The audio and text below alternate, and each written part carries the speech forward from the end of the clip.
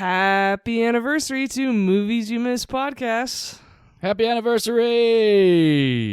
Congratulations, John. We made it a year. We did. How cool is that? It doesn't feel like it. It's very awesome. Congrats to you as well, V. Do you want to keep doing this? Yeah, I Okay, do. cool. I think you might want to keep doing this also. That is correct, yes. We have a year under our belts. We've learned a lot. We've had a lot of fun. We've reviewed over 100 movies so far and are certainly not running out of movies to talk about. Not at all. I really like that the most. And I had so much fun adding to my list the other day, and some of your reactions to some of my additions were great, because I never know what you'll think of them, especially because if you've seen and not liked them before. But the cool thing about this podcast is we've shown each other movies that we might have seen and not enjoyed, and then we've come to enjoy them. Case in point, The Wizard of Oz, our reviewer pick last week. There you go, yes. Thank you again, Monty. Yes, so thank you everyone for tuning in this week. For those of you who are newer to our podcast, we are two industry veterans who have a couple of decades of film industry experience between the two of us and have also been friends for about 25 years. Hey, look at that. Yeah, we review and recommend movies without spoiling them. No spoilers here. I think a lot of people like that about our show. I think so too, and I think that makes us unique among movie podcasts, because a lot of podcasts that I've listened to kind of dive really deep into the movie, which is great. Right. But if you haven't seen it before, it's basically explains the whole movie. Yeah, and again, nothing against people like that, although that was one reason why I stopped reading the newspaper, like the calendar on Sunday mornings, was because I would read, the first few paragraphs of a review of a new movie, summarize it. We don't need every walking step of the movie, and that's literally, I was like, you know what, I can't do this anymore, because they're literally walking you through the movie, and that's I guess we kind of walk people through movies here too, but we stop at a certain point, and maybe that's when people are in their cars like, no, keep going, but it's just watch the movie and then you'll see. That's right. And so before we get into our movie picks of this week on this very special anniversary episode, as most of you know, we like to discuss any of the movies we saw new in theaters this week, and John, I believe you saw one. I did. I actually did go to the movies twice. I saw another movie that I had already seen, so Beau is Afraid. I had to see that one again. But the one I saw before that, and I'm very, very glad that I saw this movie in theaters, because I saw the trailer for it months ago and thought it looked very interesting and a lot different than anything that I had seen in a while. I'm talking about a movie called Polite Society.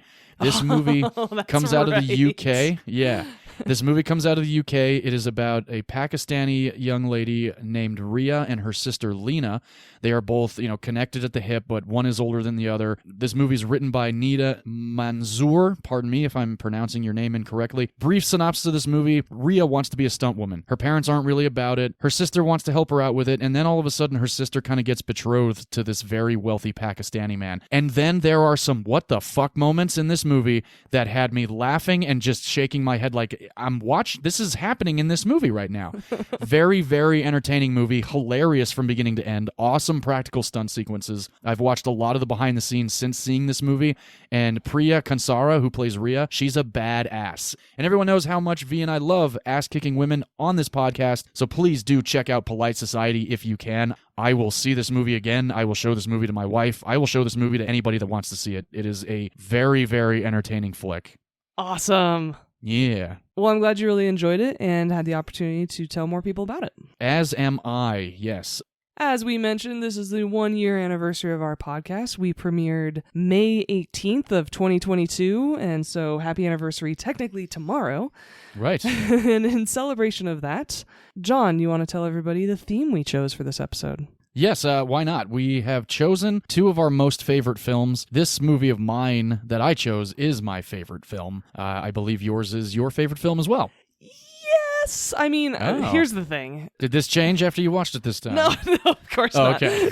No. The problem is that as someone with the personality I have, or it's probably ADD related, honestly, I can't ever pick an all-time favorite of anything. Oh, wow. I don't really have a favorite color. It depends on my mood. I don't have a favorite band. I don't have a favorite movie. I have a list of, say, the top 5 or 10 movies that are my favorite of all time. Same with bands. Yeah. But I can't ever single one out and be like, oh, that's my favorite. Because the next day when it's raining, I'll be like, no, this is my favorite. Oh, interesting. So you're a mood favorite. Yes. I get it. I get you. And so it is one of my all-time favorite movies. It is a movie I do talk about a lot to people who are asking about movies. And so it definitely felt appropriate for this episode. But the good news is that now I have other picks for our following anniversaries. Yes, indeed, you do. And I kind of do too, but I think one of mine is coming up in the next few weeks also. It's kind of funny because most of my picks have been like some of my favorites, but I do have a top 3. Yeah. And the top 3 haven't changed since my number 3 came into my life. And my top 5, there's really only 2 other movies, and they fight for spot 4 and 5. And it just depends on the mood that I'm in, I guess. But this movie has been my favorite movie since I saw it for the first time in theaters in a very small theater in Palmdale, California, on Palmdale Boulevard. My dad took me to see this movie when it first came out, talking, of course, about the masterpiece. And I've used this word a lot, masterpiece, but this is masterful filmmaking. Storytelling, acting, practical effects, everything. Might as well tell you guys what I'm talking about. I'm talking about the 1993, and I'll say it again, masterpiece, Jurassic Park. Buckle up, everybody. We spared no expense on this episode. We definitely did not spare any expense here. And if anybody gets it, congrats to you. If you don't get it, we'll get into that line in a little bit. So Jurassic Park, for those that haven't seen it, this movie is now 30 years old. It actually will be 30 years old in June on the release date of when it came. Perfect timing. I know, right? Isn't that awesome? And I remember when it came out, actually, because I discussed the premiere date in my E.T. pick episode. That's right, you did, yes. This movie came out June 11th of 1993, so literally less than a month away, we are at the 30-year release date of Jurassic Park in the theaters. For those that don't know, the rights to the novel were purchased by Universal before the book was finished by Michael Crichton. Mm-hmm. For those of you that don't know who Michael Crichton is, he's the author of Jurassic Park, of Lost World, of Timeline, of Prey, of State of Fear, of Congo, a favorite of ours here, Westworld, which is now the HBO series that everybody was going nuts about. I actually did work on Westworld for one day, which was kind of fun. So Michael Crichton got his rights purchased for $2 million before he finished writing this novel. Universal was all about it. They loved the idea. They really wanted to make this movie. He was given another $500,000 advance to finish the book and then also to write the screenplay. So David Coop was brought in to tweak the script a little bit because Michael Crichton had a lot of the book in the script. And after David Coop came in, Michael Crichton was very happy with the direction that the writing was going with both of them and everything like that. Spielberg was very excited. And Michael Crichton's actually on record saying that the film Jurassic Park only contains about 10 to 20% of the novel Jurassic Park. So Jurassic Park, for those, again, that don't know what this movie is about, this movie is about genetic engineering. This movie is about a gentleman named John Hammond who spares no expense. He's a very wealthy philanthropist. He's got money to burn, and he owns an island off the coast of Costa Rica.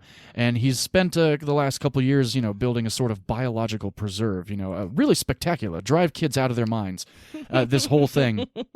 In the beginning of this movie, there's an attack on a gatekeeper at Jurassic Park. The opening of Jurassic Park, I'm 37 years old. The first 8 minutes of Jurassic Park still scare the living hell out of me. Yes, I love that you don't really know what's going on, and you don't really know what this park is yet, and what killed this worker. Right, yeah. We do get a couple glimpses of the creature that is attacking this worker. Lawyers get crazy. The family of this worker is suing John Hammond for millions and millions of dollars, and we find out that basically John Hammond needs a few people that are respected in paleontology and well-versed in chaos theory. In comes Ian Malcolm. So he's got to convince these people to sign off on the fact that Jurassic Park is actually a very fun place for families to bring their children. They get to the park by helicopter. Great scene introducing Ian Malcolm to Ellie Sattler and Alan Grant. Ian Malcolm played fantastically by Jeff Goldblum. How can you not love Jeff Goldblum as Ian Malcolm? Very fascinatingly, though, it was not originally offered to Jeff Goldblum. This blew me away to find out. Jim Carrey auditioned for the role of Ian Malcolm, and they loved him so much, and then Jeff Goldblum showed up, and Jeff Goldblum got the part. Oh my God. Could you imagine Jim Carrey as Ian Malcolm, especially when I don't know. I just don't know. Especially I'm after not sure. he's injured and he's laying down and yeah. it's the oh, meme. God. Yes. I could kind of see it. I kind of can't. No, that meme never would have been created. No, it probably would not have. So at one point in the introduction of being on this island, we find out that John Hammond has been working very secretively with a lot of genetic scientists and figuring out a way to extract dinosaur blood from mosquitoes trapped in amber over the last 65 million years and using it for genetic cloning to create dinosaurs for people to come gaze at like a fucking petting zoo. So after we find out that the dinosaurs are being cloned by, all of this genetic engineering and these scientists and everything like that, John Hammond puts his grandchildren and Ellie Sattler, Alan Grant and Ian Malcolm, and the lawyer of Jurassic Park in these cars to go out and see the park and see the dinosaurs and, get a glimpse at what he's been doing. And hopefully everything will work out fine. And, that's the one thing about this movie that still to this day blows me away. It's like, you just watch John Hammond. He's like, it's going to be fine. It's going to be fine. It's going to be fine. He's so optimistic, just so positive and optimistic, eccentric. and yes, very much so. And you just kind of like want to grab him and shake him and be like, "Will you shut the fuck up? Like, do you have any idea what you're doing?" And of course, after a little while, they end up coming in contact with a couple of dinosaurs in good and bad ways. And we also find out that there's a character, Dennis Nedry, who has had a bit of an issue with John Hammond financially. And Nedry's out to basically hurt John Hammond and hurt Jurassic Park in any way, shape, or form that he can. This is when things start to go haywire in Jurassic Park. This is when everything just basically falls apart and everybody's got to fight for their life to survive in Jurassic Park. And one of my favorite lines in this movie is, who better than to get them through Jurassic Park than a dinosaur expert? It's like, what a fucking bullshit thing to say, man. Like, if your grandchildren are out in the world where you have a Tyrannosaurus Rex and Velociraptors that could tear you apart, well, you know what? They got a dinosaur expert with them. They'll totally be fine. Because, of course, we know how these animals think, right? We know how Velociraptors are going to attack. We know how T-Rex attack. Your T-Rex vision's based on movement, but that's not how Velociraptors are. They come from the side. If you're staring at one of them, they got one and another on the left and right to come and flank you. And, everything just really kind of starts to evolve. Life finds a way, and we have definitely learned that very beautifully from Ian Malcolm and from this movie. And there's so many different things in this movie that go down with all these different characters. And the cool thing is, over the course of the 2 hours, you don't forget about anybody. You're just kind of always like, well, we got to get back to Ian Malcolm. Oh God. Well, what's going on with Alan Grant? What's going on with John Hammond? There's so many characters in this movie, but they're so well put together and so well executed that this movie, even to this day, to me, feels real. It doesn't feel like a movie. Like, it feels like this is actually happening. And that was one of the reasons why this movie blew me away so much when I was a kid, was because I saw so many animated movies. I'd seen live action movies. I'd seen E.T., I'd seen Close Encounters of the Third Kind. I'd seen a lot of Spielberg movies. I'd seen Jaws. None of them did anything for me like Jurassic Park did. And Jurassic Park is just the greatest movie on the planet, in my opinion. Love it. This movie is 30 years old. The practical effects in this movie hold up wholeheartedly. Yeah. I mean, even some of the CGI, like that opening scene with Alan and Ellie and Ian when they're first welcomed to Jurassic Park. I still get tears of joy in my eyes when we see what Ellie Sattler and all of them are looking at, and it's so, I just love the way it's executed because they stop the cars. Alan looks to his left and he is just flabbergasted immediately. Ellie is completely involved in a leaf. She's like, this shouldn't be here. This is like something from back in the... And he's like trying to grab her head to turn, and then she sees what he sees. And there's also a moment right after Alan Grant sees what he sees, Ian Malcolm grabs his chest. I don't know if anybody's ever noticed that moment. But if you look right behind Alan Grant, Ian Malcolm sees what he sees, and he just immediately clutches his heart. And it's like, oh, God, what's he going to see? And then that shot behind the Jeep. Oh, good Lord, I'm just getting choked up thinking about it now. So incredible of that Brachiosaurus. And it's Howl, and then the score coming in from John fucking Williams. Oh, my God.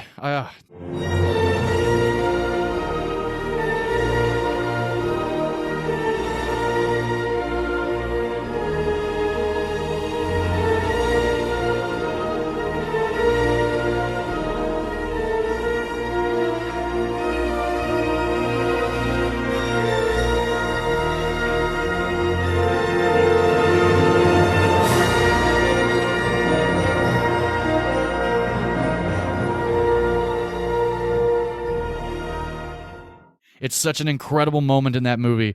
And I have cried every time that moment has happened, every single time I watch this movie, and I have gotten made fun of for it.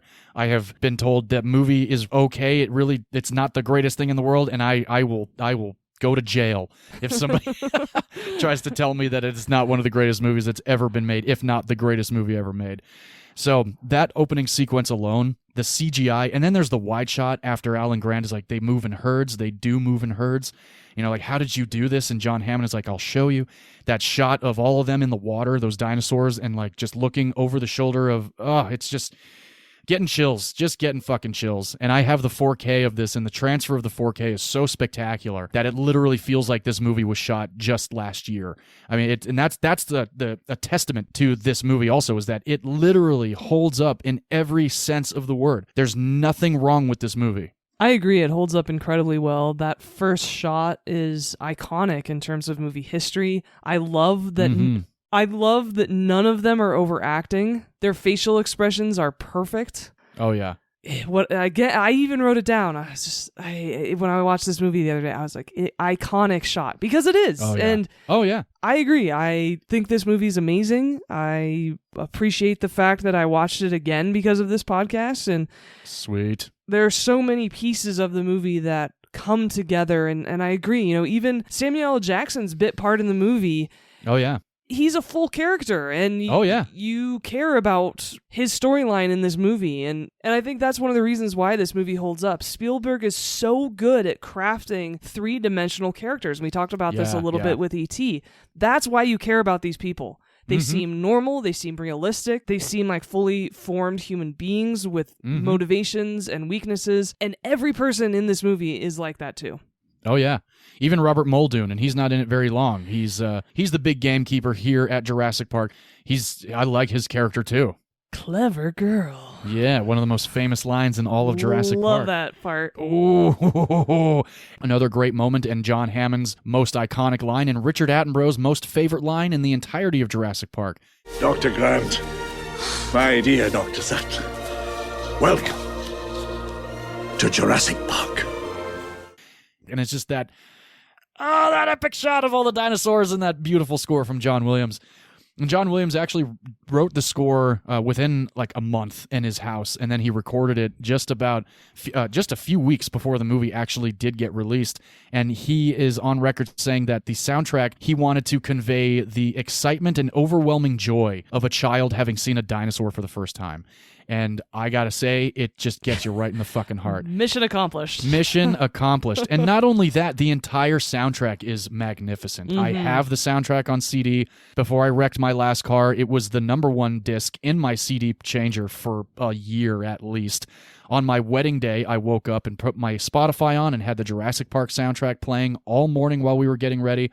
When we were doing the photos of me and my wedding party, it was on, and then I had to turn it off to take a video, and everybody chimed in and started humming the Jurassic Park theme with me as we were walking over to the venue. This movie is my movie. It holds every place in my heart that it can. I laugh, I cry, I still get scared. The T-Rex attack sequence still blows me away more than I think any other movie that I've ever seen. It just is so fantastically executed. And I don't know if you know this, V, but that sequence took place on a soundstage. Oh, really? Yeah, Universal had 5 of their largest sound stages turned into, one of them was the Tyrannosaur puttock, and the rest of it was all the control room and some of the interiors of Jurassic Park and a whole bunch of stuff, and a lot of it actually was unfinished. So towards a certain part of the movie, when they are running from the raptors, all of that scaffolding is actually because that whole set was unfinished. That's awesome. So they just ended up utilizing the fact that Jurassic Park, the park itself, was unfinished, and so was the set, that it just ended up working out beautifully on camera. It sure did. Yeah, and Warner Brothers actually had their biggest stage rented out to this movie for a lot of the underwater stuff as well. So the crazy thing about the Tyrannosaur attack was that Tyrannosaurus Rex was practical. Now, granted, not all of it was. There's definitely moments of CGI with that Tyrannosaurus Rex. However, it still did exist in actuality. They had that thing on top of the car with a tire in its mouth with stunt doubles for Joseph and Ariana, both of the kid actors at the time, Lex and Tim. And that thing was pushing down that car, and they had that rain on that soundstage. So Nice. We've been on some big sound stages, right? When I did Star Trek Picard, I was on a huge sound stage, and we had this huge blue screen. But in Jurassic Park, they literally are on one corner of this massive soundstage with a 12,000-pound animatronic Tyrannosaurus Rex being soaked in the rain. The rain was a brand new idea on the day that Spielberg had. So Mr. T-Rex was not really built to withstand rain. So when it started to rain, it was already 12,000 pounds. It got anywhere between 13 and 15,000 pounds. So that thing would not move very easily in and out of the soundstage. And during lunchtime, every now and then, the thing would come to life and just start like going all over the place, and people would have to run away. And actually, Stan Winston and his team had to tell people not to stand too close to it because it weighed so much. And at one point, a stunt double for Lex was standing next to it, and the head came down really fast, and she said it sounded and felt like a bus just drove right by her. Watching the behind the scenes of all of Jurassic Park is amazing, but that sequence itself is just absolutely breathtaking. There's a moment in that scene where Lex and Tim are under the car, and Alan comes out with a flare to deter the T-Rex from them. And of course, like a paleontologist would, he throws the flare and stands still. Well, Ian Malcolm wants to also be a hero, so he gets out of the car and tries to divert the Rex towards him so that Alan can save the kids. Originally, in the script, Ian Malcolm was originally supposed to have a similar situation like Gennaro, the lawyer, how Gennaro runs out of the car and goes into the toilet. Ian Malcolm originally was going to also bitch out and run the fuck away. But Jeff Goldblum came to Spielberg that day and said, hey, how about I also try to deter the Rex from Alan and the kids? Spielberg loved that idea, and then, that whole sequence happened, which also, I feel like a 5-year-old right now talking about this movie. When Ian is like, get the kids, and he throws the flare, but he still runs, and the T-Rex is chasing him. It's so goddamn gorgeous. It's just so scary and so brutal and just so like, I just am always sitting with a pillow, or I'm just like, run, and he's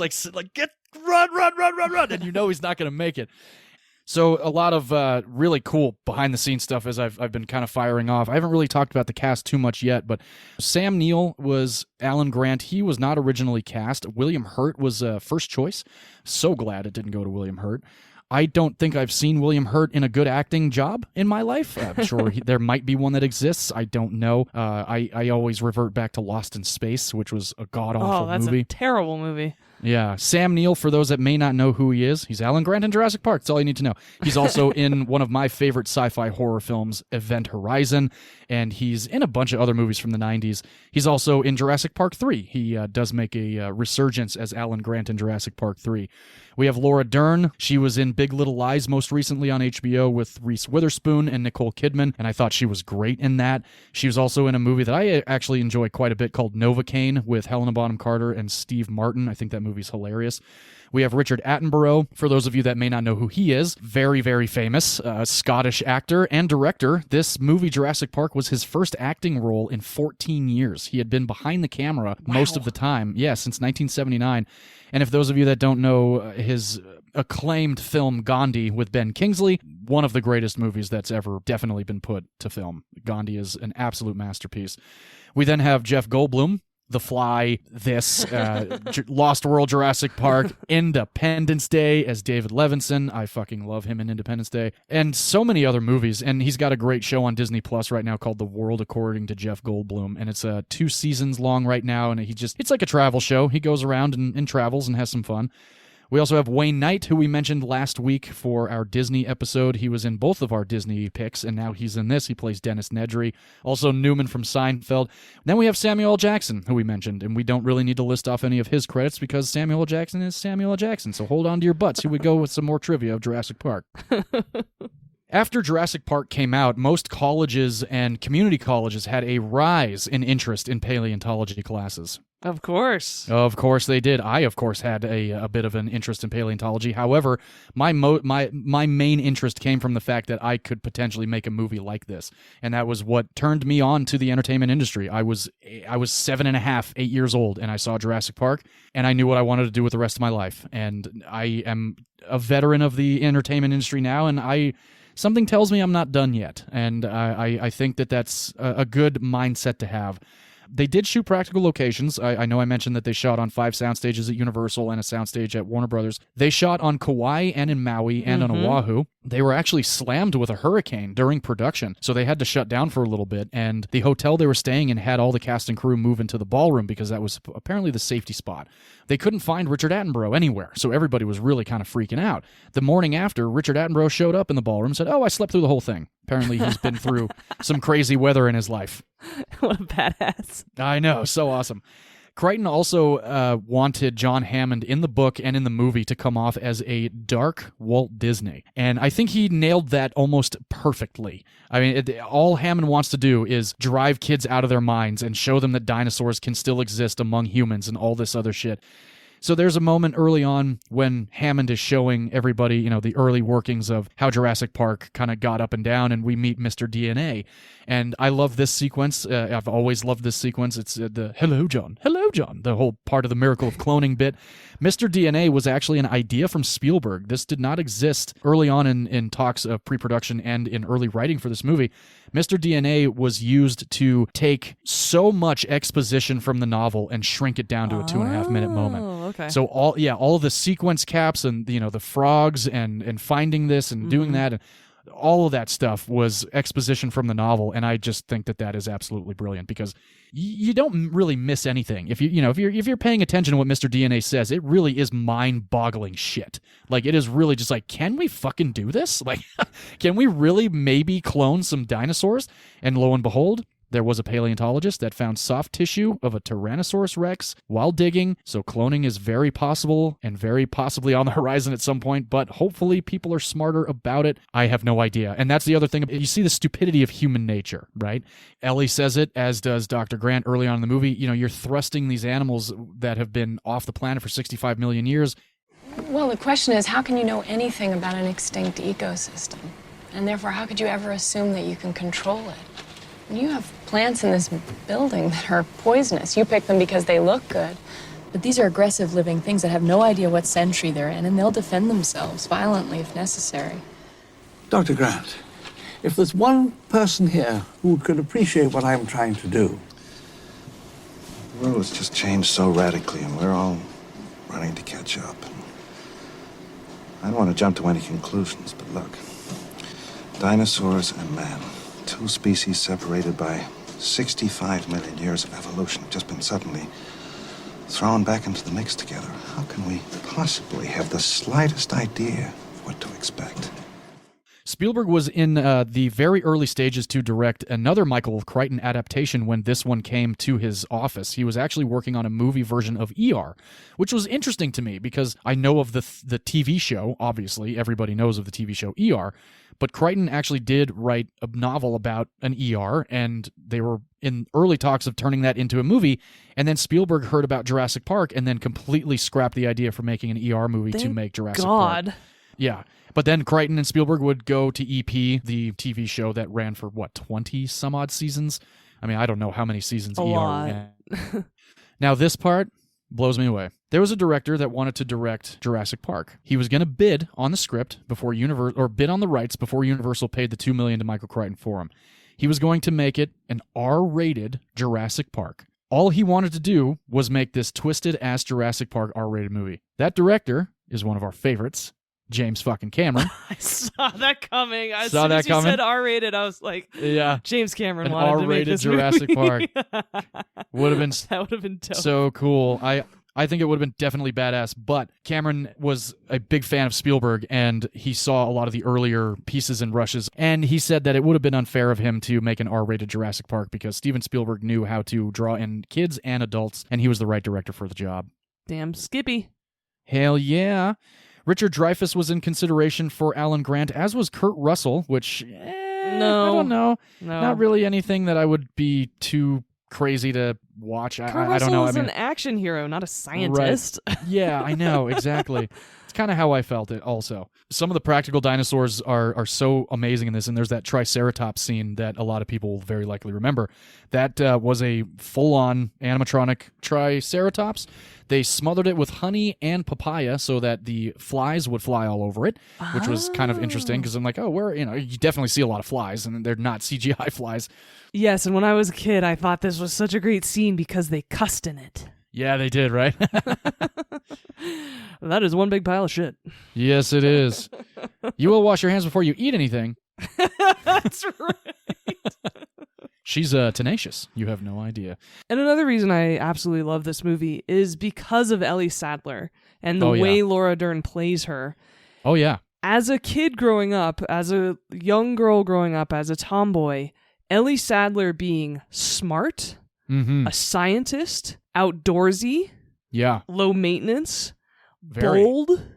She was someone I looked up to so much because she could be all these things as a woman and still in a relationship with a man. It wasn't a turnoff. Right. It wasn't, that she was an angry or an aggressive woman. She was all those things while still being feminine in a lot of ways. And it was such a great mix for me as a young kid to watch. And I just love her character. I love how she played it. And so many times you get really tough women or outdoorsy women and they play it very aggressively. Right, yeah. And she didn't do that in this movie, and I so appreciate that. Yeah, no, definitely. And speaking of Ellie Sattler, Sandra Bullock, Gwyneth Paltrow, Julianne Moore, Helen Hunt, Elizabeth Hurley were all in consideration to play Ellie Sattler. And Julianne Moore would later go on to play Sarah Harding in The Lost World Jurassic Park. And that's the only reason I can picture her as the only actress who could otherwise play Ellie. Yeah, maybe Helen Hunt, but definitely not Paltrow. Sorry, Sandra Bullock. Elizabeth Hurley? No. I think she's gorgeous, but yeah, I'm not sure. Helen Hunt definitely, because she played a very outdoorsy person in Twister. However, she was that very standoffish, a little more aggressive, a little more defensive woman, and that's the thing, is she played that a bit differently in Twister. Yeah, she did. Very crazy about the post-production of Jurassic Park. Spielberg actually did all the editing via satellite while he was in Poland shooting Schindler's List. Can you imagine not actually being in the room while Jurassic Park is being cut, and you're like, oh yeah, the CGI looks great, and it's fucking 93, and you're trying to video conference? It doesn't look like anything it does now. It's fucking crazy. But at the same time, I think that would actually be a bit of a palate cleanser for him. Oh yeah. Every evening when he comes back to his hotel or the home he's renting after shooting Schindler's List all day long, coming back to this story that is not about concentration camps. Sure. I can imagine kept his mental health a bit more in check for him. I can imagine it did, although he is on record saying it was the most difficult thing he's ever done in his life and he will never do it again. Which one? Jurassic so there's Park? That. No, doing the post-production via satellite in from another country. I can imagine. Yeah. I can imagine. Steven Spielberg did finish this film on budget and 12 days ahead of schedule. Jesus, how? That blows me the fuck away. That is just amazing. Because he's the fucking man, that's why. And this film was selected for preservation by the National Film Registry, the Library of Congress, in 2018, being culturally, historically, and aesthetically significant. Of course. Of course. Almost 2.5 years of pre-production on this movie. Spielberg did storyboard just about every single shot, so nothing was wasted. They had a $63 million budget, which, why didn't they just give him another $2 million to have a $65 million budget? Come on now, Universal. This movie did open on June 11th, 1993. Like we mentioned earlier, it broke box office records on opening weekend, bringing in $47 million. Worldwide of 1993's intake for Jurassic Park was $900 million. And since it has been re-released now in theaters, the worldwide gross has gone over $1 billion, which is awesome. And so much other stuff that I could discuss, but unfortunately, I don't spoil things here. And if you do want to find anything else out about Jurassic Park, grab the 4K collection and watch all the special features because they are spectacular. This was the highest grossing film of 1993. We've done 93 already, so we won't get too much into what was the top 100 films of 93. There are a few I just want to mention just for V's sake. Number 29 was Addams Family Values, which we have discussed on this podcast. Number 33 was Snow White on a re-release. Number 41 was Wayne's World 2, which we discussed on this podcast, along with Addams Family Values, which is kind of fun. Number 61, highest grossing of 93, Unforgiven, my favorite Western. Number 86, highest grossing, V's favorite Western, Tombstone. So 1993 was a great year for movies. It gave us Jurassic Park, the greatest movie of all time. Now, Jurassic Park, my favorite movie of all time, was nominated for several Oscars. It was nominated for Best Picture, which it won, Best Director, which it won. No, it didn't. Oh, wait, no, that's right. That was just in my mind. Sorry. No. It was nominated for 3 Academy Awards for Best Sound Effects Editing, when they were 2 different categories, and visual effects, of which all 3 nominations received gold statues that year, because, of course, they did. One of the other reasons why I love Jurassic Park so much and why it's so captivating are the noises that these dinosaurs make. Oh, definitely. That Oscar is so well-deserved for sound. Oh, it's that's pretty so cool. crazy. The T-Rex was built out of a bunch of different animal noises. They use baby elephant and like walrus and stuff like that. Same with the raptors. They use a male dolphin and a cheetah, I believe, to get the high-pitched wail. And oddly enough, when T-Rex is stomping around early on in the movie, the stomps are made from redwood trees falling to the ground. So if you actually listen, you can kind of actually pick up, like that as the tree's falling, and then it like hits. It's really, really impressive. So yeah, completely deserving on all 3 of those Oscars. Definitely. I also am a big fan of The Lost World, and I don't mind number 3, and we're not going to talk about this travesties that involve the guy from the Marvel movies. So that is Jurassic Park, written by David Coop and Michael Crichton, based off the novel by Michael Crichton, directed by Steven Spielberg. 10 out of 10, 20 out of 10, makes me cry, laugh. I love it. I will watch this movie on my deathbed, and I will put that on record. If I'm dying, you better put on Jurassic Park so I can die fucking happy. Okay, I'll take note. Thank you. I'll have to tell my wife that too, just in case I go before her. And watching this movie this time around reminded me exactly why I think the Jurassic World movies are such big piles of shit. Thank you. Pulling from Thank you. this movie. Yeah. Bigger piles of shit than the Triceratops piles. Exactly. There's a couple reasons. First and foremost, Laura Dern and Sam Neill just put Bryce Dallas Howard and Chris Pratt to shame in terms of acting chops. Neither of them can act compared to Laura Dern and Sam Neill. That's for damn or sure. compared to most other people, to be totally frank. Neither of them are good actors. No. So there's that.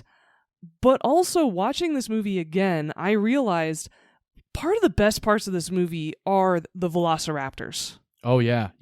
Including that kitchen scene towards the end. Oh, yeah. So good, so intense, so scary. And so now we relaunch this franchise and make Jurassic World, and all of a sudden, these velociraptors who are so smart that they'll test fences and kill each other to survive or escape, all of a sudden they're now our pets, and it's okay. Yeah, so stupid. And they'll run alongside our motorcycles, and I'm like, what the fuck? Like, these things are ancient predators. You are not turning them into puppies. No. Yeah, that's I wasn't going to get too much into it, but the fact that Pratt always throws his hands up like, he's some like deaf guy, and he's like, heed my power to fuck off. He's dude. not like, Crocodile Dundee, okay? No. And the crazy thing is, the Lost World Jurassic Park, nobody's trying to train any of these fucking animals, that's the one thing that I did appreciate the most about it, is like they cloned them, they grew them, they put them in a paddock, and they were like, all right, be you. But don't kill anybody. Of course, that's when everything went wrong. Yes. So yes, I realized that watching this movie again, because I actually haven't seen it in multiple years, but I really want to introduce my nieces to it. Oh, yeah. If they haven't seen it yet, they're actually visiting me next month. And fantastic. So if they haven't seen it yet, I'm absolutely introducing them to this movie. And seeing it again really just brought to light some of the other issues I have with the Jurassic World movies that I hadn't really been able to articulate before. And they just bothered me in general. And now watching Jurassic Park again, I can be like, oh, that's why they turn velociraptors into pets. And that's just stupid. It is. It's very, very stupid. And we have both V and I have talked very heatedly about how much we hate the Jurassic Worlds. I've only seen the first one. And like UV, I can't wait to introduce my two nieces to Jurassic Park. I had my brother-in-law promise me not to watch it unless I was with them. So I will at some point get to introduce my niece Lauren and my niece Kathleen. And now my nephew Matthew I was just to going to say, Jurassic now Park. your nephew, yeah. Yeah. So I think we can definitely change gears now and go also back in time a little bit with V's pick. So again, thank you guys for listening in on Jurassic Park. Hope it was educational. Yes, as I mentioned, this is one of my all-time favorite movies, and I'll get into why a little bit later, but interestingly enough, some of it I can't really articulate, and I can't really explain exactly why this is one of my favorite movies. It just is. Interesting. And I am talking about the 1992 Daniel Day-Lewis, Madeline Stowe-led The Last of the Mohicans. All right. I have read the book. Oh, gosh. Yeah, me too. Don't recommend it. Well, I say I read the book. I read the illustrated classic when I was like 9 years old. Oh, that's different. Okay. It's much different. Watered down version. It's not like Blood Meridian or anything like that. No, a little different.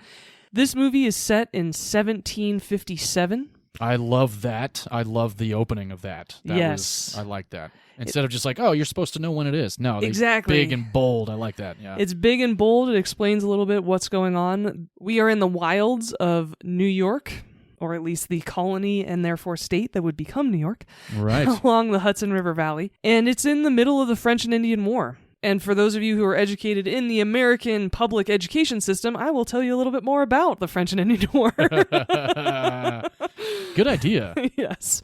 So the French and Indian War was from 1754 to 1763, and it was between France and Britain and their Indian allies. Now, I'll call them Indians for this movie because that's how they're referred to in this movie, but as we all know, the proper term is Native Americans or First Peoples. Mm-hmm. It was basically for control of what would be the United States. And unfortunately, a lot of people, including settlers, including Indians, were caught in the middle of this war between these two giant world superpowers at the time. Yeah. France, unfortunately, had a hell of a lot less people in the Americas than England. And by the time 1763 rolled around, England had won. They had won a shit ton more land because of it throughout North America. However, their policies afterwards to not only keep people in line in the Americas, but also taxing all of the colonists, led to the American Revolution. Yeah. So this war that is not talked about very much in our history books in the United States was actually incredibly important because it helped lead up to the Revolutionary War and the fight for America. Yeah. Okay, so now the scene is set. The movie opens up, funny enough, with a deer hunt. Similar to Captain Fantastic, which we just covered recently. However, this deer hunt is not as gory or gruesome. There are 3 men hunting this deer. I love how realistic this movie is because these men make very, very little noise. Yeah. The sounds of this movie are awesome, and I'll get into that a little bit later, but I always loved how they are men who are used to living in the wilderness, who are used to hunting this way, and so they are very quiet. They complete the hunt, and it turns out there are 2 Indians, Chingachgook and his son, Uncas, and Chingachgook's adopted son, Hawkeye. His name mostly is Nathaniel in this movie. He's played by Daniel Day-Lewis, and it turns out he is a white adopted son of Chingachgook, and he and his son are the remaining members of the Mohican tribe.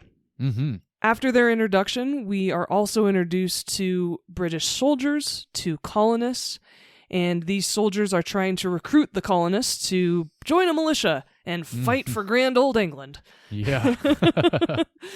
And this is where we're introduced to a soldier, Major Duncan Hayward, who has been charged with picking up 2 young women and bringing them to another fort. These 2 women are children of General Monroe, who's at this fort, William Henry. And so he's in charge of bringing them a bit across country, as it were, through the wilds. Yeah. And these 2 daughters, the oldest one is played by Madeline Stowe. Her name's Cora, and her younger sister is named Alice. Unfortunately, an Indian guide who the British think is on their side is supposed to be guiding them to this fort. I love this scene because he's leading them through the forest on this kind of makeshift road, and he doesn't say anything. he just turns around, pulls out his tomahawk, and wails on a random British soldier. Yeah, and then, that was brutal. Yeah, and then all of his buddies come and attack this caravan with him. And yeah, that was wild. It was wild, and that's where Chingachgook, Uncas, and Nathaniel come upon this party and end up saving not only Major Duncan Hayward, but these two women, Cora and Alice. Mm-hmm. This is where Daniel Day-Lewis and Madeline Stowe meet, and they agree to bring these women and this remaining major to Fort William Henry. And the scene where this Indian, played by Wes Studi, his name is Magua in the movie. He is such a good villain. Oh, yeah, he's awesome. And he's also a really good villain in another movie, Dances with Wolves. Ah, well, that's cool. This scene is where I was shown the British style of fighting, which is so fucking stupid because they all stand in lines or rows and fire their guns and then reload them and then try to fire again. And they are literally just sitting ducks. Yeah. And the style of British fighting was, hey, let's go on this big field and we'll just keep trying to shoot you and stand in a line and hopefully more of us will remain than the other side. And cool, we won. It's so dumb. So fucking stupid. That's one of the things about not only this war, but the American Revolutionary War is the style of guerrilla fighting or jungle fighting where, you know, you sneak up on people or you're not in perfect columns really started to come about. And that's really shown very well in this movie, which I thought was really cool.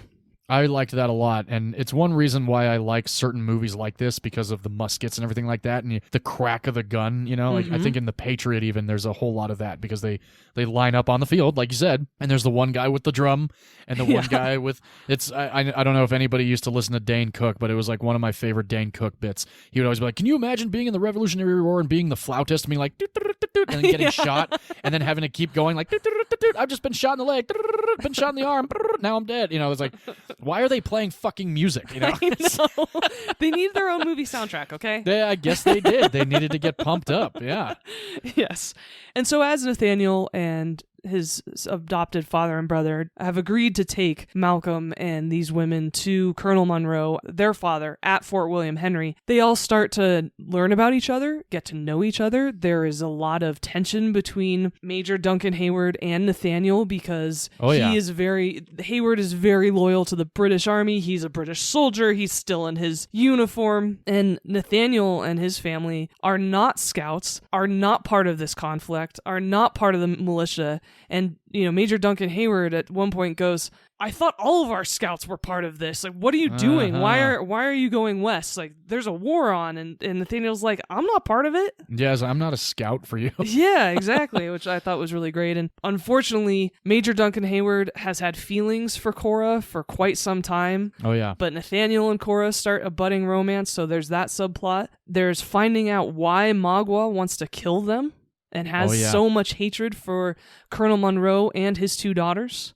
There's a war going on underneath. There's tension between the colonists who have joined the militia and the British Army because they want to be able to protect their farms or their settlements while this war is going on. And the British, you start to see playing a bit of a iron fist, as it were, really putting their foot down and be like, no, you're not allowed to leave. Right. And a lot of colonists being like, what the fuck? Yeah. Which is who the hell are you? Also great. And so there's a lot of great subplots in this movie that really not only move the movie along, but also create a very cohesive story that I really, really enjoy. Yeah, I like that too. I actually liked the scene where Cora and Hayward reconnect after however many years, and you can tell that he's like, oh man, and she's just kind of like, yeah, it's good to see you. Yeah, exactly. Poor fucking guy. Yes. And that whole scene with him talking about how she should marry him was, oh my gosh. I'm just sitting there like, dude, shut the fuck up, man. Like, are you kidding me? No, dude. So pretentious. Oh, definitely. Yeah. And it's like that betrothment almost. You know, he's kind of like, well, you know, you came over here with me. I'm protecting you. And she's like, and? Yeah, exactly. I liked her character. She was a very strong-willed woman. I liked that about her character. Yes, and I liked a little bit of the development of her character as well because she came in all bright-eyed to the colonies, like, you know, Boston and New York, and this is how I imagined it. And then she's in the wilderness and getting shot at and having to run through mud and everything. And Bit of a wake-up call. It is. And there's a scene the first night that Nathaniel and Uncas and Chingachgook are protecting them and guiding them to the fort where they're holding vigil, and Cora comes up to Nathaniel and talks to him about it. And he talks about his friends who were recently killed because of this war and the myths of his father's people and the Mohican idea of how the earth was created and the afterlife and things like that. And it's such a beautiful monologue. It's very sad, but it's very beautiful as well. Yeah. I've always really loved that scene. My father's people say that at the birth of the sun and of his brother the moon, their mother died. So the sun gave to the earth her body from which was to spring all life. And he drew forth from her breast the stars. Stars he threw into the night sky to remind him of her soul.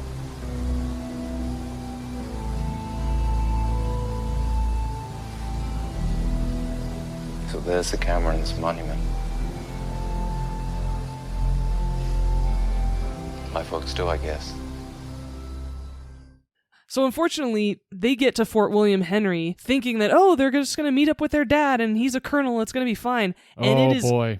completely sieged by the French. Yeah, that was insane. And this fort was a real fort that they built for this movie. Oh, cool. And it cost $6 million. Whoa. And they used all materials that were in line with a fort from the 1700s. So it was very practical as well as very true to the time, which was awesome. That is badass. There's this battle scene is so cool and one of the big set pieces of the movie. And the fact that it's all practical and they're like, well, we built this so we can blow the shit out of it now. Hell It's so yeah. great. Because badass. it's the 1700s. They're using cannons. Yes, they are. Yeah, that sequence was pretty nuts. I liked the way that whole thing was shot. Great. I'm so glad you did. And it was at night too, so I And can it was at only night. imagine how that was. I will absolutely get into that in a second, Oh, actually. And so these men continue to guide these women and this British major to this fort. They sneak in. The battle continues to unfold around these people who, part of them have want nothing to do with it. Right, yeah. And Nathaniel and Cora continue to fall in love, much to the angerment of Major Hayward, which Very much so. culminates in a fantastic argument. Oh, yeah. Which I love too. This is all about people trying to survive this war, some of whom are right stuck in the middle of it and want to be, and others who are trying to get away from it as fast as they can. I would be, I guess, on the spectrum of both, I think. Yeah, I really liked the perspectives offered in this movie, and I liked that people had real reasons, and they seemed rational. I like when there's conflicting perspectives in a movie. Definitely, and this one is mostly that. So it was kind of it was an intense flick for sure. It is. It's a very intense flick. It doesn't have nudity. It has an implied sex scene, I guess is a good way to put it. It's implied, yeah. Basically people making out clothed. Right. But it is very gory. Oh, yeah. Yeah, it was definitely brutal. There were moments where I was like, oh, shit. One of the scalps gets sliced off of somebody's head, and I was like, shit, wow, I didn't expect that at all. Yes, it is a very gory movie, and at the same time, it's a very grand and epic movie. Oh, yeah. And I think this is one of the reasons why I love this movie so much, is the idea of this time period without technology, where there was more room than people, where the great expanse of wilderness was at your feet and you could go anywhere. And in a lot of ways, life was simpler because you're not distracted by our everyday modern lives. Mm-hmm. It's, I need to find somewhere to sleep and I need to eat something. Yeah. It's basically survival. Now, don't get me wrong, I'm not looking at olden days with rose-covered glasses. There's a bit of a implication of how Indians are treated in this movie, and certainly straight up shit treatment for women. So oh, yeah. Don't get me wrong, definitely. this isn't the good old days in any way sense of the word. It's just in terms of the natural aspect of it really captures my heart when I watch movies in this time period. Nice. Yeah, and I think that's one of the reasons why I love the Hudson River School painting style. For anyone who has ever seen those grand landscapes with kind of that ethereal lighting to it of the Americas back in the day, that's the Hudson River School. Thomas Cole, Albert Bierstadt, those artists really popularized it, and I love that style of painting, and I think that's right in line with the feel of this movie. The costumes are amazing. Yeah, very much so. The cinematography is picturesque and super gorgeous. Art-like. Good Lord. Most importantly to me, the soundtrack has penetrated my soul. It is a good one. And is one of the top reasons why I love this movie as much as I do. Oh, really? Yes. All right. Who wrote it? Trevor Jones. Oh, never heard of him. Although maybe I have. He did Notting Hill. Didn't see it. G.I. Jane. Didn't see it. A 90s action movie that is a guilty pleasure of mine with Mick Jagger and Emilio Estevez called Free Jack. You have mentioned this movie before. Yes, I have. As well as the movie Labyrinth. Oh, no shit. Yes. Oh, very cool. That's got a cool soundtrack. And the other composer on this movie, because there were two. Oh. Randy Edelman was the second composer.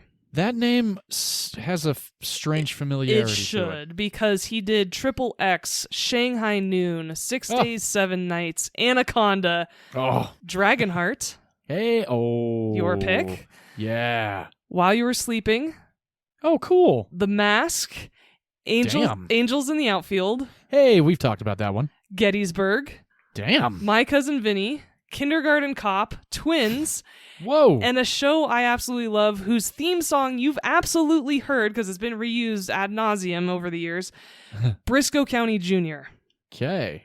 It's a very short-lived Western sci-fi show from the 90s with Bruce Campbell. I love that show. Interesting. Hardly anybody's ever seen it, but the theme song was reused a bunch over the years, and so if I ever played you that song, you'd totally recognize it.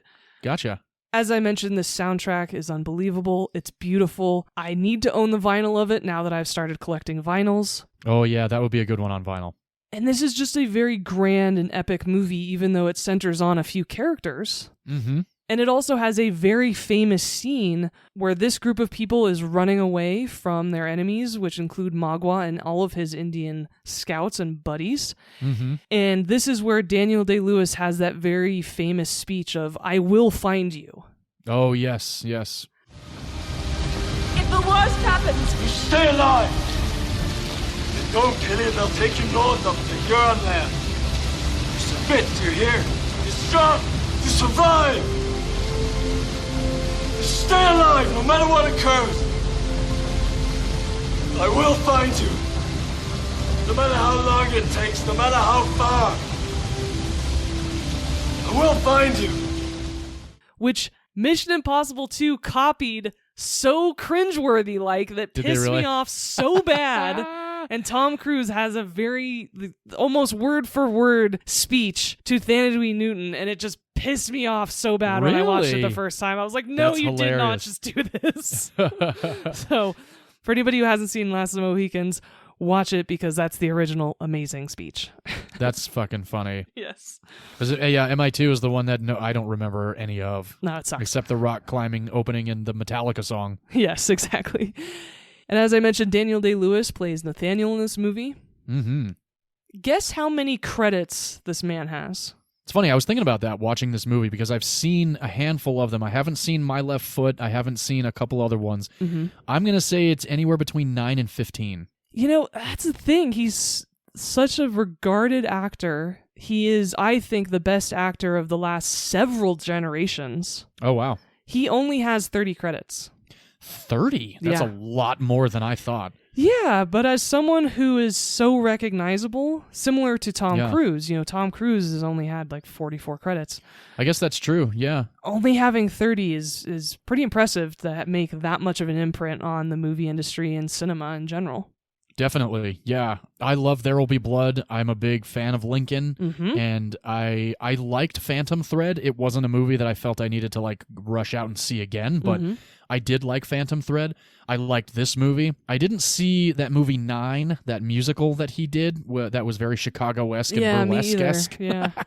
I heard it was an awful movie, Yes. but that does, he might have been good. I don't know. But again, like My Left Foot and a couple other movies from the early 90s of his earlier career I haven't seen. But I think the first one that I saw was There Will Be Blood. That might have been the first Daniel Day-Lewis movie I saw. A couple from the 90s are The Age of Innocence, Never saw that one. In the Name of the Father, Nope. and The Crucible, which is about the Salem witch trials. Ooh. That Where could be good. He famously built a cabin using 1600s tools to get into character. Got it. Yeah. Was that like when method started to really take over for Daniel Day? No, because My Left Foot, he stayed in a wheelchair for months. Did he seriously? Yeah. Good God. He's always been method. That's crazy. Yeah, he always wanted to be called Daniel Plainview on the set of There Will Be Blood. Oh, yeah, and he was wanted always... to be called Mr. Lincoln or Mr. President during Lincoln. Exactly. Yes. I Intense. We've gotten into like how method can fuck with people and like the set and stuff like that. Sometimes I don't know. If I feel like if I were an actor and I really, really wanted to do a good job, the only way I could do a good job is if I really tried to become the person I'm playing. I respect Daniel Day-Lewis's style of method acting because it doesn't disrupt the people or the process. Yeah. That's what I was getting at. I was like, he's one that does it in a respectful manner. Yes. It seems like Madeline Stowe, as I mentioned, plays Cora. Mm-hmm. She was in 12 Monkeys. She was. Catherine Rayleigh. That's right. She was also in The General's Daughter, a movie I've mentioned on the podcast before, but we haven't covered. She's also in We Were Soldiers. That's right, she is. I like that movie. I do too. That's a good war flick. It is, and she plays Mel Gibson's wife in that movie. Mm-hmm. She's also in the movie Stakeout with Richard Dreyfuss and Emilio Estevez. Oh, I've never seen or heard of that movie. Is that a comedy? It is. I watched it back in the early 90s when I was a kid. I haven't seen it in decades. She's in a movie called Blink, which is an intense thriller that I think you should try. Okay. She plays a blind person in that. Oh. And more recently, she is in the great, campy, guilty pleasure ABC drama called Revenge. Oh, very cool. Yeah, she's in that TV show for its entire run. Nice. Wes Studi plays Magua, as I mentioned. He not only was in Dances with Wolves, but he also plays one of the Jerrys in the movie Soul. No way. Yeah, which is cool. Oh, that's awesome. He's in Hostiles, which is a Christian Bale movie I actually haven't seen. I've heard so many mixed things on same. Hostiles, and the reason why I didn't see it was because of Rosamund Pike. I hated Gone Girl so much, and maybe I hated that movie because I hated her. Yes, and that's she was why. so good in that movie that she turned me off to watching her in any other movie. I would was argue like, that's fuck the you. case because she was so good in that movie. Yeah, and I might need to see Gone Girl again. I went and saw it's Gone so Girl. fucked. I remember it being really twisted, but the thing about when I saw Gone Girl was I brought a woman that I was hoping to start dating, and it didn't work out. No, not with that movie. No, it didn't. And she ended up leaving the movie early, like not to like leave me there, but she wasn't feeling well, so she left, and then we ended up like hanging out for the rest of the night. So she missed the end of the movie, so I had to tell her the end of Gone Girl. And I was like, no, I didn't fucking like it at all. But now thinking about it, I think I just hated her in the movie because she was so fucking good. Exactly. And I might need to watch it again. And that's a Fincher movie, so it is. And it's Affleck, and I love me some Affleck. That's true. And NPH is in it. I guess you got to give it another try. I might have to give it another shot. A couple other movies Wes Studi is in. He is in a fantastic, campy 90s horror flick called Deep Rising. Oh, hell yeah. Deep Rising's awesome. It is. I love that movie. I'll always remember the commercial when the guy's like on the jet ski going through the cruise ship. I'm like, what is this movie? Like Deep Rising. And I was like, okay. So ridiculous. I had to see it on TV because it was R-rated. Kind of similar situation with Starship Troopers. He is also in Heat, which is coming up. Oh, yeah. And he's in Avatar. Is he? He plays Etukan, the No chieftain. way. Yep. Oh, that's cool. In the first Avatar. In the very first Avatar, he is the chief Wow. of the Na'vi. He plays Zoe Saldana's dad. Very, very cool. That's awesome. Hell yeah. There are a ton of British officers in this movie, Yeah. played by a whole bunch of actors that you will recognize and go, oh my god, that guy. I That happened one time, I can tell you for sure. Yeah, yes, and I know exactly who you're talking to. I'm sure you talking are. about. I'll get to him. I'm sure you are. So first, David Schofield is one of the British officers. He's Falco in Gladiator, one of the really deceitful, horrible senators in the movie Gladiator. He is also in the Pirates of the Caribbean movies. He plays Mercer, Beckett's buddy. You remember? Yeah. The East India Trading Company Beckett, who is just the biggest douchebag. Oh, yeah. His number one henchman, who protects and guards Davy Jones' chest, and is just such an asshole. He's a bit darker haired. That's David Schofield, and he's in this movie. Oh my gosh! So I know who you're talking about. Yeah, Jared Harris is also in this movie. I noticed that. Yeah, he's the British recruiter at the colonist farm. Yeah, I love Jared Harris. I love Jared Harris too. He was in the first season of The Crown. He plays King George. Oh, nice. Elizabeth's dad. He is also in the miniseries Chernobyl. Fucking incredible piece of HBO, masterful. Oh my god, Chernobyl was amazing. Hey, you know what? Another miniseries worth watching. Look at that. Monty. He's Legasov in Chernobyl. Yeah. He's also in Lincoln. So he and Daniel Day-Lewis work together again. He plays Ulysses S. Grant in Lincoln. Oh, that's right, yeah. He also plays Moriarty in the Robert Downey Jr. Sherlock Holmes movies. Oh, cool. He's Moriarty in the second movie. Ah. Very good villain in Sherlock Holmes. Nice. And lastly, of course, Pete Postlethwaite is in this movie. Yeah. He arrests Nathaniel at one point in this movie. And funny enough, Daniel Day-Lewis and him are together in another movie called In the Name of the Father. He plays Daniel Day-Lewis's father in that movie. Whoa. That's interesting. Yeah. Wow. As you mentioned, this was originally a book written by James Fenimore Cooper. The book is incredibly verbose. I do not recommend it. One of the few instances where I recommend the movie instead. Oh, wow. Look at that. This movie was directed by Michael Mann. Yes, it was, which I did not know until the opening credits of this movie. Yeah. He actually directed a movie called Manhunter, which is the very first movie instance of Dr. Hannibal Lecter. Oh, really? A lot of people think it's The Silence of the Lambs. It is not. Very cool. William Peterson, who is Gil Grissom in CSI, plays an FBI agent. Brian Cox plays Dr. Hannibal Lecter. No way. Ooh. Yes. So if you ever wanted to check out another version of Hannibal Lecter, which is actually pretty good, yeah, Manhunter. Okay, that's good to know. He also directed Heat, The Insider with Russell Crowe and Al Pacino. Ooh, yeah, that's a good one. Ali, the Muhammad Ali movie with Will Smith. Collateral. Yes, so good. So good. Miami Vice, which famously Colin Farrell does not remember filming because he was so drunk and high the entire time. No way. Yes, so congratulations on your continued sobriety, Colin Farrell. Oh, wow. He was not sober during the making of Miami Vice. Maybe that's why it sucked so bad. I don't think so. There are multiple reasons why that movie's terrible. That movie blew. It did. And then he also made Public Enemies with Johnny Depp. I heard that's a good one, and I've actually wanted to watch. That's the John Derringer, right? Yes, exactly. Yeah, I've been wanting to see that one for a long time. I heard it's really good. Yeah, I heard that too. I'm really not a big fan of Johnny Depp. Yeah, I know. I remember that. This movie, as I mentioned, the scenery is absolutely breathtaking. It was filmed in the Blue Ridge Mountains of North Carolina. Nice. And also at the Biltmore Estate in Asheville, North Carolina, which is an incredible estate and definitely gorgeous. And that's where that beautiful red brick bridge. Oh, yeah. That's at the Biltmore Estate. Awesome. Yeah. And as we talked about, Daniel Day-Lewis is well known for his method acting. Yeah. So for this film, he lived in the wilderness. Hunting and fishing and living off the land for months. Good God. Prior to shooting. Wow. You know what? Honorary award goes to his wife. For sure. Putting up with his eccentricities on how he acts. Good God almighty.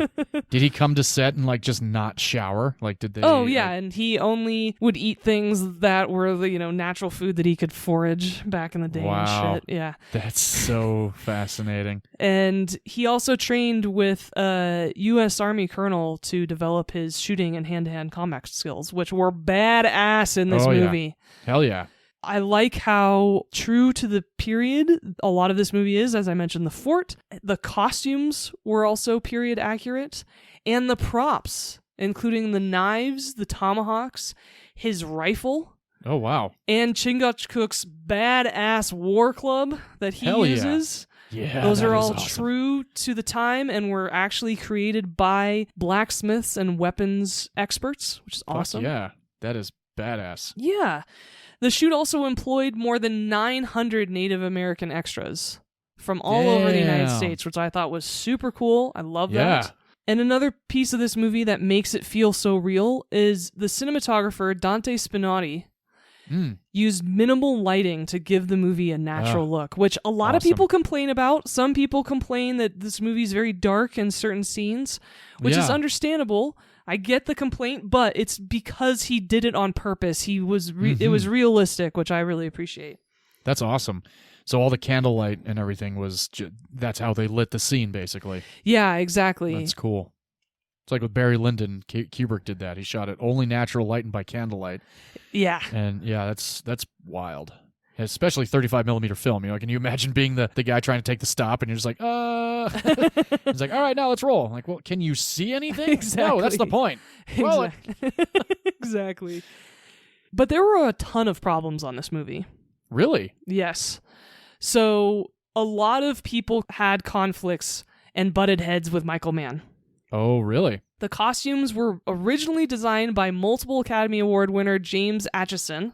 Mm-hmm. He did costumes for Brazil, Monty Python's The Meaning of Life, Highlander, The Last Emperor, all of Sam Raimi's Tobey Maguire Spider-Man films. Oh, cool. Zack Snyder's The Man of Steel. He's a great costume designer. He Yeah. left the film due to creative differences and asked for his name to be removed from the credits because he was so pissed about it.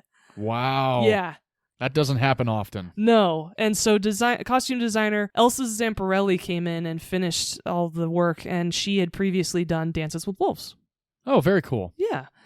And he wouldn't allow actors to use stand-ins, which I've never heard of before. Whoa, really? Which is really intense. Yeah, that is. So for those of you who don't know, stand-ins are used, they're just background people, they don't get paid a ton of money, but they stand where the actors will eventually stand, and that's how they set up props and lighting and things like that.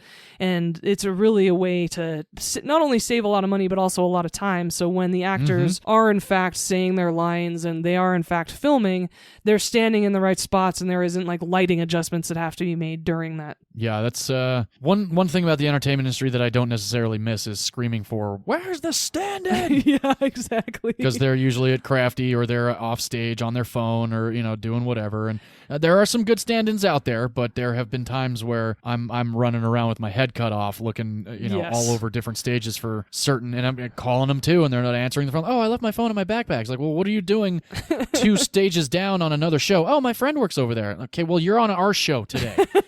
Come fucking back and do your job so we don't have to waste any more time asking where the stand-in is. Exactly. Sounds very mean of me, but it's true at the same time. It's true.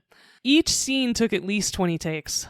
20? And concerned about the growing costs, 20th Century Fox actually sent a rep to the set who did nothing but stand behind Michael Mann and say, "That's enough, Michael, move on." Wow. Yeah. He had to be reined in. Interesting. And because of all these takes, because of the way Michael Mann was working, he shot a movie that was nearly 3 hours. Ooh. But Fox Studios made him cut it down, of course, for public release, and so it actually was edited down to a 2-hour version. Yeah. Fox allowed him to re-edit it entirely for the DVD release, and then again for the Blu-ray release. So in fact, there are 3 different versions of this movie. Yeah, yeah. However, the length is only within about 5 minutes or so of each other. Oh, cool. So the only things that are missing are a couple of dialogue pieces that either help explain a couple little things or move the plot along a little bit better. But I would love to see the 3-hour cut of this movie. I would too. Yeah, I would very much like that. Because I think it would dive in much deeper into these characters, especially Cora. Oh, yeah. And I just think that we're missing a grander scale of this movie that could be really beautiful. So I hope one day maybe that 3-hour version can be released. I would definitely watch that, and I remember texting you when I started it, because I rented it on Redbox, actually, and it was like, director's definitive cut. Yes. And I was like, oh, okay. Then I did Google to be like, how many cuts are there of Last of the Mohicans, and I saw that it was 3, and I said to Amy, like, well, there's 3 cuts, and I'm watching the final cut that came out in 2010, I think, is when that one was released. So I haven't seen the original theatrical cut and the cut before the cut that I watched. So yeah, and the nice thing is you're not missing a ton. You're just missing some dialogue. I've seen all 3 versions. And unlike The Abyss, right, it doesn't completely change the movie. Right. Well, Which that's is good then. Yeah, which is good. As I mentioned, there are 2 composers on this movie. That is because Trevor Jones had creative differences with Michael Mann. No way. And he bounced, and Randy Edelman was brought in to finish it.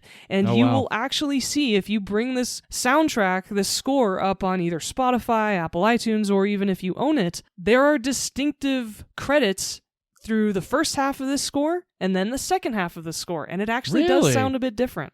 Oh, wow. As, of course, we have to mention whenever this comes up, the Wilhelm scream is used in this movie. I did hear it in this one. Of all movies. I know, right? It's towards the later part of this movie during a fantastic ambush and battle scene. Oh, yeah. As I mentioned, there are a lot of reasons why I love this movie. The cinematography, the score, and just the way it makes me feel. There's something deep in my gut that just really speaks to me and makes me feel this mythical, epic way about this time period and the United States as it was back then, and how I would, in so many ways, prefer that to modern life and the technology we're tied to now. Like, of course, the funny thing is, I always think of these time periods where, oh, well, I'd be dead because of my heart condition. So right. I couldn't, in fact, live it back in the day. Yeah. But just the space and the quiet and the animals that are there back in the day, there's just something about it. And that's why I love nature so much. It just really speaks to my soul, and that's one of the biggest reasons why I love this movie as much as I do. Awesome. And thankfully a lot of other people did as well. It had a budget of $40 million. Wow. It made $75 million in the United States. It was the number 1 movie its premiere weekend. Awesome. It was number 16 of the year for 1992. And worldwide it grossed $143 million. Damn, yeah, that did do well. It did, and that's before VHS and then DVD sales. So overall, this is done very well. Yeah. It also won a lot of awards.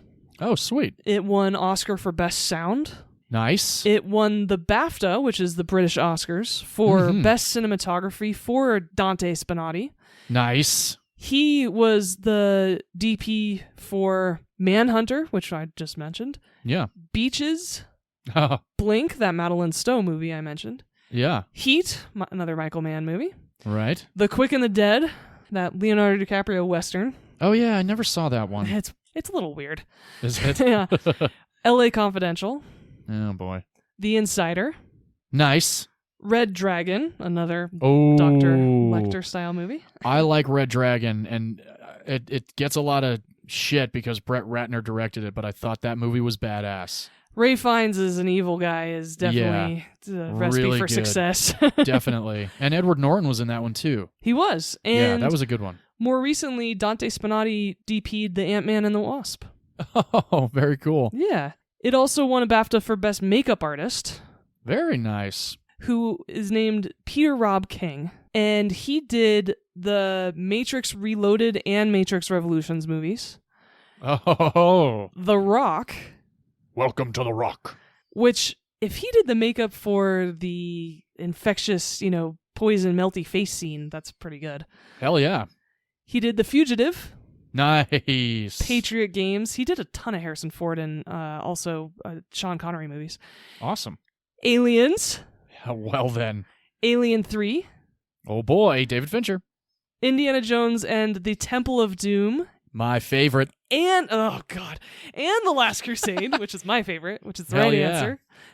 That's the right answer. Yeah. And the Sean Connery. Yeah, and Sean Connery. That's right. Yeah. Yeah. Sean Connery was actually considered for John Hammond for Jurassic Park at one point, too. That's right. And so was Harrison Ford for Alan Grant. Alan Grant. Yeah, that's right. That would have been such a completely different fucking movie. It would have.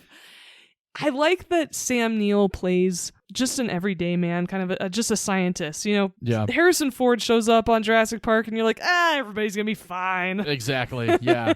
Nothing against Sam Neill, but it's totally No, that's the he's- mindset. Yeah, he's just kind of a regular guy, and he's not an adventure hero, and that's perfect for this role. Yeah. Yeah, and Daniel Day-Lewis was awarded several awards, unfortunately not an Oscar or BAFTA, but a couple of awards in Britain, including the London Film Critics Circle Awards. He got British Actor of the Year for this movie. Oh, sweet. Yeah.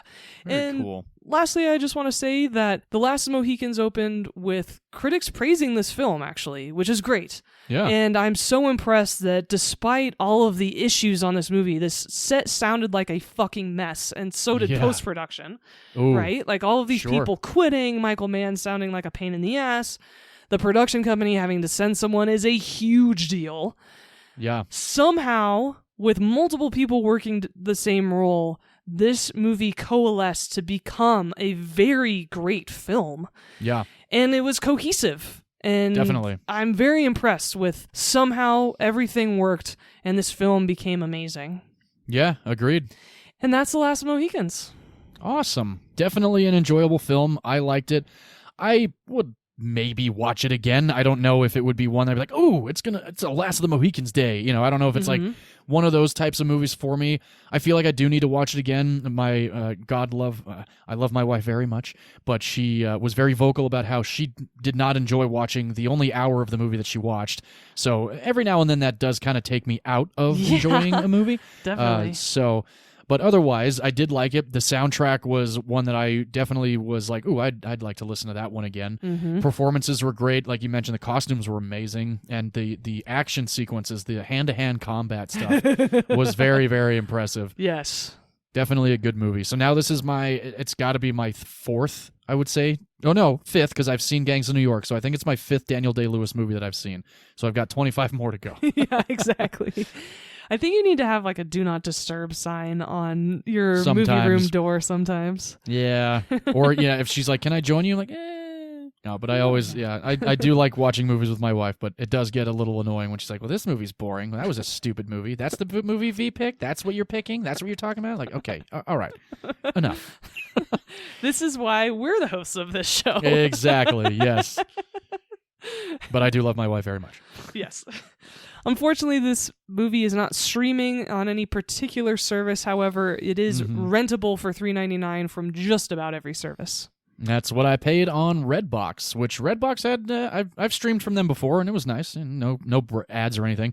I was going to watch this on YouTube, but it said free with ads, and it's like, this movie may not need to be broken up with ads, so I'll just watch it all the way through. Oh, it is free on YouTube. Interesting. Yeah. Okay, Yeah. well, if anybody wants or needs to, isn't persuaded enough by my summary to spend $3.99, you can watch it for free on YouTube with ads, apparently. There you go.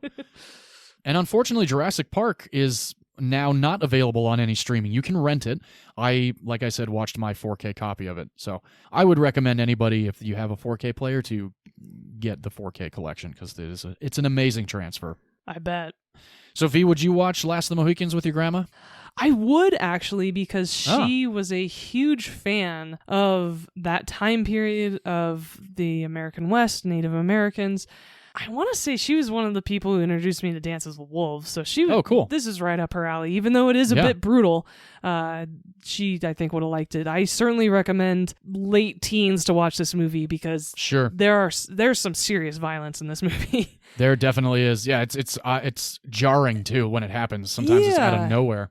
And it's not as often or prolonged as Braveheart, but it's the same level of goriness in terms of a comparator for everyone. Yeah, that's a good one. And John, how many times did you watch Jurassic Park with your grandma? Yes, for over the last 30 years, I would say my grandmother has watched Jurassic Park with me at least 10 times. Yeah, at that's least. what I And I'm very, very strongly using the word at least because this is likely the movie I've watched the most in my entire life. I think I've seen Jurassic Park over 200 times in my life. I was going to ask that question. That's good to know. Maybe even more curious. than that. Yeah, Oh and it may not be from beginning to end because you turn the TV on and it's on. It's like, oh well, I'll finish it from here, and that's happened to me. I don't know how many times. I think it's the one I watch the most out of every year. Like it's got to be at least 5-6 times a year I watch Jurassic Park. It's nuts. That's awesome. I actually don't think I've ever seen a movie over 30 times. Well, one of these days maybe you will. Maybe you'll watch Aliens for the 30th time, and by then we'll have some kind of tally way of knowing that it was your 30th time. Yeah. Well, that was a very fun anniversary episode. Thank you so much, John, for this last year. It's been a hell of a ride, and I'm so excited to keep doing this with you. And now I have to think of movies I have to save for next year's anniversary because, as you mentioned, we both picked some of our favorites. Aliens is one of mine. The Last Crusade is one of mine. So now I need to keep a couple in my back pocket for our anniversary episodes. I know, it's true. Yeah. I might have to keep my top 10s just for like the next 10 years. I know, exactly. Every time we do an anniversary episode. It's so true. So many good movies out there. Mm-hmm. But yeah, thank you also for the last year. It's been a blast. Any excuse to watch movies is my favorite thing in the world. And so now that next week is the first week of year 2, do you want to tell our audience what movies we will be covering? Yeah, why not? Let's get into it. It'll be a fun one. This one's going to be a little mystical, a little fairy tale-esque also. I'm going with the Guillermo del Toro written and directed Pan's Labyrinth, everybody. It is not available on streaming at the moment. You can rent it on Apple, Redbox, Vudu, Amazon, or anything like that. I will be watching my DVD copy. I saw this movie twice in theaters within a week of seeing it. I've never seen it. Oh, oh my goodness. I guess I didn't know that. Awesome. Yeah. Well, I can't wait to see what you think. Me either, especially since it's been on my list for a long time. Yeah. And in companion with that, I am picking the 1986 classic. One of my favorite movies. Starring David Bowie. Oh, there it is. There it is. There it is. And Jennifer Connelly. This is Labyrinth.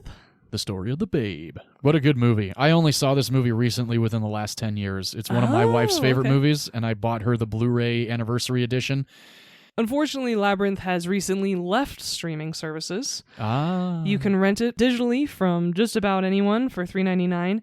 However, you can also watch it for free on Pluto TV, which is an app. Oh, cool. For Nice. smart TVs. Yeah. Yeah, there you go. So it is available, just not off of the mainstream streamers. All right, everyone. Thank you so much for listening to us over this last year. For everyone, no matter what point in time or what episode you joined in, thank you so much for being a part of this. We really appreciate it. And as we like to say and sign off with, film is a form of art, and in art, every opinion is valid, except if you think you're not standing behind the writers during this WGA strike. Yes, absolutely. Support the writers. Support everybody. Unions. Support unions. Support residuals. Yes. Support being paid properly for streaming residuals, which is a thing that is a major issue on top of several others that the writers are currently picketing for. And it's great to see a lot of A-list actors out there doing the same fucking thing. Yes, including Tom Ellis, one of your friends. Yeah, from Lucifer. For anyone who doesn't know, the Writers Guild of America, the union for writers, is striking because, as John mentioned, they are trying to negotiate not only better pay, but also better residuals, because streaming services that have come around over the last 10 years, the payment and residuals that people get have not evolved with those streaming services, and not at all. People are not getting enough money anymore for how many times whatever project they work on is being aired or played. Yeah, and for those that may not know about residuals, basically when Larry David signed away the rights and gave Seinfeld to TBS for syndication, every time a Seinfeld episode plays, Larry David gets money in his fucking pocket, as does everybody on screen. Anybody with a credit gets a residual because they are above the line, quote unquote. So what's happening now is streaming's coming about, and people are watching, Wednesday in a or binge Seinfeld sequence, on or Seinfeld Netflix. on Netflix now, and the residuals are completely dog shit, and that needs to change. A lot of people that are part of the WGA, part of SAG, which is the Screen Actors Guild, these are regular people not making millions of dollars, and they get residual checks for like a couple $100, and it helps to pay for groceries and their electric bills, and it's really important. And these are all people who are not these, mega rich Hollywood stars that everybody immediately thinks of and like, oh, they're negotiating for more money. It's like, no, these people are regular people who don't make even 6 figures a year and deserve to get residuals for the work that they've done. Exactly. 100% in solidarity with the WGA. That's right. Thanks, everyone. Bye-bye. Cheers, everybody.